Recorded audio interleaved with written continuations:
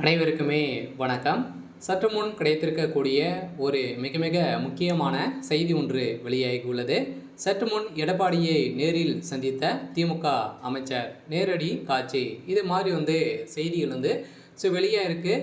இப்போ சதுரடியாக திமுக பார்த்தீங்கன்னா ஏற்கனவே சலசலப்பை ஏற்படுத்தியிருக்க. திமுக உட்கட்சிக்குள்ளே நிறைய மோதல்கள் ஏற்பட்டிருக்கு இல்லையா? உதயநிதியுடைய வாய்க்கொழுப்பால் இப்போ திமுகவில் இருக்கக்கூடிய மூத்த அமைச்சர்களுக்கு இடையே பார்த்தீங்கன்னா ஒரு மிகப்பெரிய சலசலப்பு ஏற்பட்டிருந்தது. அதே மாதிரி அமைச்சர் துரைமுருகன் அவர்களும், அதே மாதிரி அமைச்சர் பொன்முடி அவர்கள் இருவருக்குமே பார்த்தீங்கன்னா மூத்த அமைச்சர்களாக திமுக இருக்காங்க. மூத்த அமைச்சர்களுக்கு இது வரைக்குமே பார்த்தீங்கன்னா ஒரு 6-7 அமைச்சர்கள் பார்த்தீங்கன்னா இதில் இருக்காங்க. அவர்கள் அனைவருமே பார்த்தீங்கன்னா அமைச்சர் பதவியில் நீக்கிட்டு புதியவராக நியமிக்க வேண்டும் அப்படின்ற மாதிரி உதயநிதி ஸ்டாலின் அவர்கள் முதல்வர் ஸ்டாலின் கிட்ட பார்த்தீங்கன்னா கோரிக்கையை வைத்திருக்காரு அப்படின்ற மாதிரி பார்த்தீங்கன்னா ஒரு தகவல் வெளியேறிருந்தது. இந்த தகவல் வெளியாகிறதுலேருந்தே திமுக பார்த்தீங்கன்னா ஒரு சில சலசலப்புகள்லாம் ஏற்பட்டிருந்தது. இந்த சலசலப்பின் காரணமாக அமைச்சர் பொன்முடி அவர்கள் பார்த்தீங்கன்னா சதுரடியாக அவருடைய மீது சொத்து குவிப்பு வழக்கு இருந்தது. ஏற்கனவே அவருக்கு 7 ஆண்டுகள் சிறை தண்டனை விதித்த நீதிமன்றம் சதுரடியாக அவருடைய வயதின் மூத்த காரணத்தின் அடிப்படையில் அவருக்கு நிராகரிக்கப்பட்டது. இதைத் தொடர்ந்து இப்போ மீண்டும் பொன்முடி அவர்கள் அமைச்சராக பொறுப்பேற்றிருந்த நிலையில் மீண்டும் அதிரடியாகவும் பார்த்தீங்கன்னா திமுகவுடைய அமைச்சரவையிலிருந்து அமைச்சர் பொன்முடி அவர்கள் நீக்கப்பட்ட சம்பவம் பரபரப்பை ஏற்படுத்தியிருந்தது.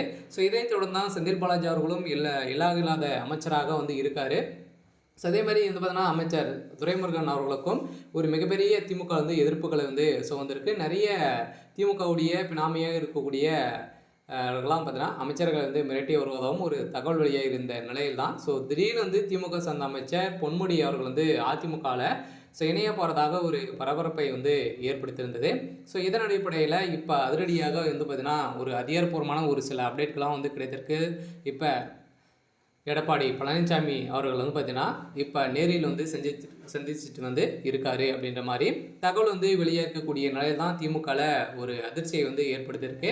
இருந்தாலுமே உதயநிதி ஸ்டாலினால் பார்த்தீங்கன்னா திமுகவே இரண்டாக சல்லியாக உடையக்கூடிய நிலையை தான் இப்போ வரப்போகுது. இருந்தாலுமே வருகின்ற சட்டமன்ற தேர்தலில் ஒரு மிகப்பெரிய மாற்றத்தோடு தான் திமுக இருக்க போகுது. சொல்ல பார்த்தீங்கன்னா திமுகவில் இருக்கக்கூடிய கூட்டணிகளும் பார்த்தீங்கன்னா ஒரு மிகப்பெரிய எந்த பக்கம் உடைய போகுது அப்படின்றத தெரியாமல் தான் இருக்காங்க. இருந்தாலும் ஒரு மிகப்பெரிய கட்சியாக இருக்கக்கூடிய விசிகாவும் பார்த்தீங்கன்னா திமுக விலக போகிறதாகவும் ஒரு அனௌன்ஸ்மெண்ட் வந்திருக்கு. இருந்தாலும் விசிகாவுக்கு ஒரே ஒரு சீட்டு மட்டும் தான் கொடுக்கப்படும் அப்படின்ற மாதிரி திமுகவுடைய தலைமகம் சொல்ல இப்போ பார்த்தீங்கன்னா அவர் 25 சீட்டுகள் கேட்டிருக்கக்கூடிய நிலையில் தான் திமுகவுக்கு எதிராக இருக்கார். இருந்தாலுமே இப்போ அமைச்சர் பொன்முடி அவர்கள் எடப்பாடி அவர்கள் நேரில் சந்திச்சுட்டு இருக்காரு அப்படின்ற மாதிரி ஒரு